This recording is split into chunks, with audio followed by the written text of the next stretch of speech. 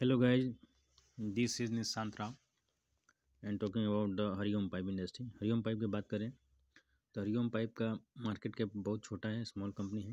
इसकी बात करेंगे, ये जो है वैल्यू एडेड प्रोडक्ट बनाती है जो आयरन और स्टील से होती है।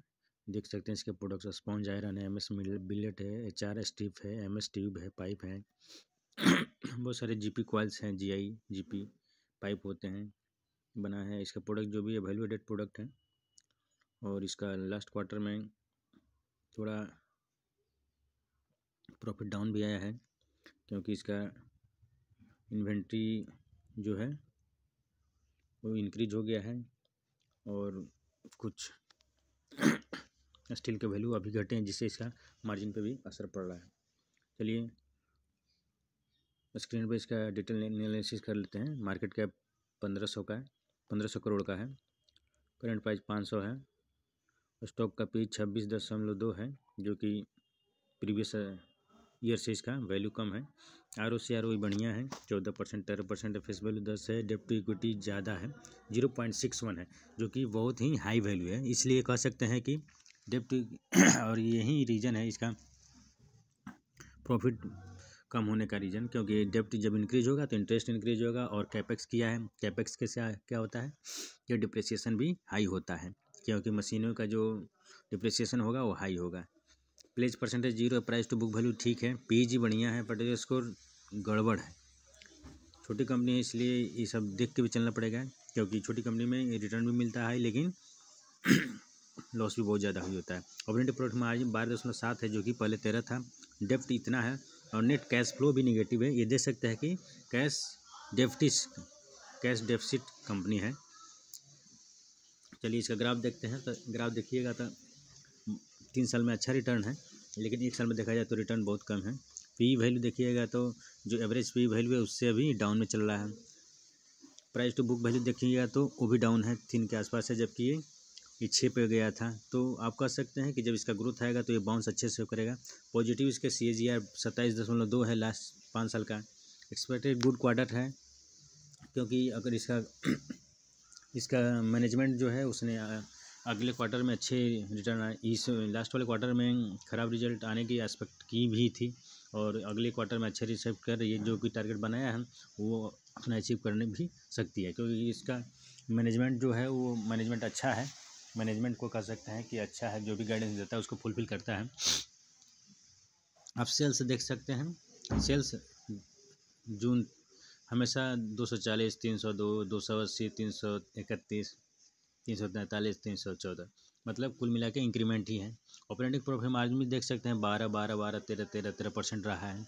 अदर इनकम नेग्लिजिबल है। इंटरेस्ट देखा जाए तो इससे पहले इंटरेस्ट देखिए 5, 4, 7 था, अब उसके बाद 10, 11, 10, 11, 10, 11 इसलिए हो गया है क्योंकि इन्होंने लोन जो है बहुत ही ज़्यादा उठाया है। आगे हम इसको देखेंगे भी। चलिए डिप्रिसिएशन कॉस्ट देखिए। डिप्रिसिएशन कॉस्ट भी पहले 1, 2, 5 था, 9 था, उसके बाद 10, 10, 10, 12 हो गया है। तो डिप्रिसिएशन भी हो गया क्योंकि कैपेक्स किया है। तो कैपेक्स से क्या होता है, मशीन का डिप्रिसिएशन कॉस्ट ज़्यादा जाता है।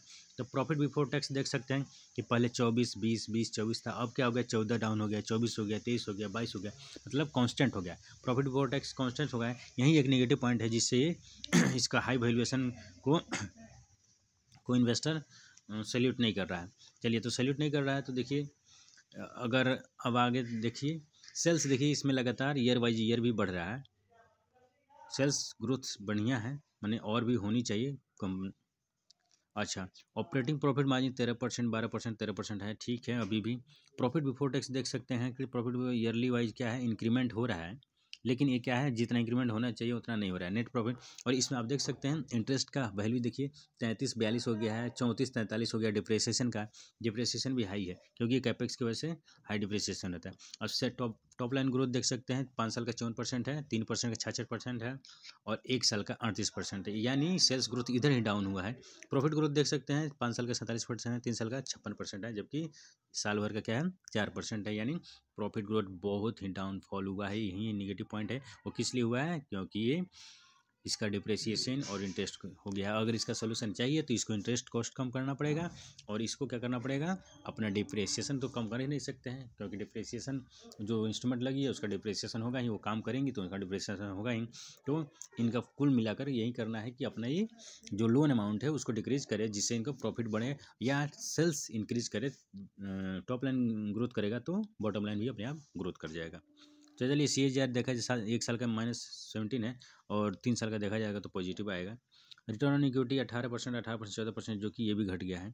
तो कुल मिला के देखा जाए तो अभी ग्रोथ फेज में कंपनियां थोड़ा कांस्टेंट हो गई है। और ऐसे देखा जाए तो इस सेमेस्टर में इस क्वार्टर में सभी के सभी कंपनियों का क्या है, ग्रोथ डल आया है। लगभग 80% कंपनियों का ग्रोथ डल आया है। तो इस कंपनी में भी इस समय भी सर्वाइव करना है हरिओम पाइप के लिए बहुत अच्छी बात है। और इक्विटी कैपिटल देखा जाए तो ये भी बढ़ रहा है। और ये QIP जो किया था उससे भी क्या हुआ था, ये EPS इसका डिक्रीज होगा। QIP करने की वजह से भी EPS डिक्रीज हो गया, जिससे EPS अगर डिक्रीज होगा तो स्टॉक प्राइस नहीं बढ़ेगा। इक्विटी रिजर्व देखा जाए तो रिजर्व लगातार बढ़ रहा है, बोरोइंग भी लगातार बढ़ गई है। बोरोइंग लास्ट क्वार्टर में थोड़ा सा कम भी किया गया है। और बोरोइंग में देखा जाए डिटेल देख सकते हैं कि बोरोइंग में भी लॉन्ग टर्म और शॉर्ट टर्म दोनों हैं। तो लॉन्ग टर्म में 125, 120, 107 है।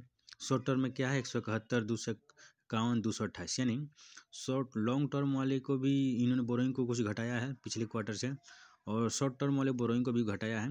लेकिन ओवरऑल और भी घटाने की ज़रूरत है ताकि इनका इंटरेस्ट कॉस्ट कम हो जाए। इंटरेस्ट कॉस्ट कम होगा तो प्रॉफिट अपने आप बढ़ेगा। अब देखते हैं fix exchange current working capital CWIP क्या है 103, उसके बाद 13, उसके बाद 31, यानी वर्किंग कैपिटल अभी भी है। इन्वेस्टमेंट 0 है इस बार। चलिए फिक्स एसेट का वैल्यू देख सकते हैं कि इंक्रीज हुआ है। तो देख सकते हैं फिक्स वैल्यू का इंक्रीज हुआ है, तो जिसमें क्या है बिल्डिंग का जो है कॉस्ट ज़्यादा है इनका, बिल्डिंग का लैंड का कॉस्ट देख सकते हैं। मशीनरी का देखते हैं सबसे ज़्यादा इसमें इन्वेस्टमेंट हुआ है इनका फिक्स एसेट में। वो क्यों है, क्योंकि इन्होंने कैपेक्स किया था, मशीनरी बढ़ाया था। मशीनरी बढ़ाने का मतलब है कि इसका सेल्स ग्रोथ बढ़ना है, कंफर्म है, इसलिए तो इन्होंने मशीनरी लगाया है। इससे दिख रहा है कि कंपनी क्या है, सेल्स ग्रोथ फेज में है, लेकिन प्रॉफिटेबली नहीं हो पा रही है क्योंकि लोन हाई है। चलिए कैश फ्रॉम ऑपरेशन देखते हैं। तो पहले देख सकते हैं कि 1, 10, 4 था, उसके बाद -110 हुआ है। क्यों, उसके बाद इन्वेस्टिंग से भी माइनस है और फाइनेंसिंग है, यानी लोन लेके इन्होंने क्या किया ऑपरेशन में और इन्वेस्टिंग में इन्वेस्ट किया है। उसके बाद इस बार क्या हुआ है कि कैश फ्लो फ्रॉम ऑपरेशन क्या है पॉजिटिव है, और कैश फ्रॉम इन्वेस्टिंग यानी इन्वेस्टिंग में क्या है इसने पैसा लगाया है तो ये माइनस आया है। ओवरऑल देखा जाए तो operation cash flow net cash flow क्या है निगेटिव है, लेकिन कैश फ्लो फ्रॉम ऑपरेशन क्या है पॉजिटिव है। तो ये अच्छी कंपनी है, इसमें लगाने के अगर देखा जाए तो रेंज भी बहुत बढ़िया आ चुका है। चलिए आगे बढ़ते हैं। आगे डेप्टर डे इम्प्रूवमेंट हुआ है, इन्वेंट्री डे इम्प्रूव हुआ है, डे पेबल इम्प्रूव हुआ है, कैश कन्वर्जन साइकिल इम्प्रूव हुआ है, वर्किंग कैपिटल डे इम्प्रूव हुआ है, ROC घटा हुआ है, जो 28 पहले 18, 21, 28, 17 था, वो 15 हो गया। ROC में डिक्रीज है, यानी अब बेसिक सुधार होने लगेंगे इसमें। चलिए अब बात करते हैं तो प्रोमोटर का स्टेक घटा हुआ है और FI का स्टेक बढ़ा हुआ है।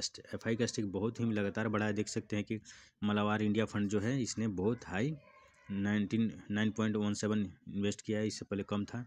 और आते हैं DI में, तो DI में ज़्यादा इम्प्रूव नहीं हुआ है, क्योंकि DI का एक जो क्राइटेरिया होता है कि इससे कम मार्केट कैप रहेगा तो इन्वेस्ट नहीं करेंगे, वही रीज़न है कि DI इसमें इंटरेस्ट नहीं है। और पब्लिक का इसमें देखा जाए तो इंटरेस्ट दिख रहा है, और वो लोग भी कुछ लोग बढ़ा रहे हैं कुछ घटा रहे हैं, देख सकते हैं यहाँ से। ज़्यादातर पब्लिक क्या है अपना स्टेक घटाया ही है, कुछ लोग बढ़ाए भी हैं। तो चलिए कुल मिलाकर ये कंपनी का अच्छा रिकॉर्ड है। चलिए गुड नाइट। ये वीडियो पोस्ट करेंगे, इसमें आप ज़्यादातर किस पर देखिएगा, लोन जो है डिक्रीज होनी चाहिए जिससे इंटरेस्ट कॉस्ट कम होगा, और QIP की वजह से EPS जो घटा है यानी EPS आगे चल के गवर होगा।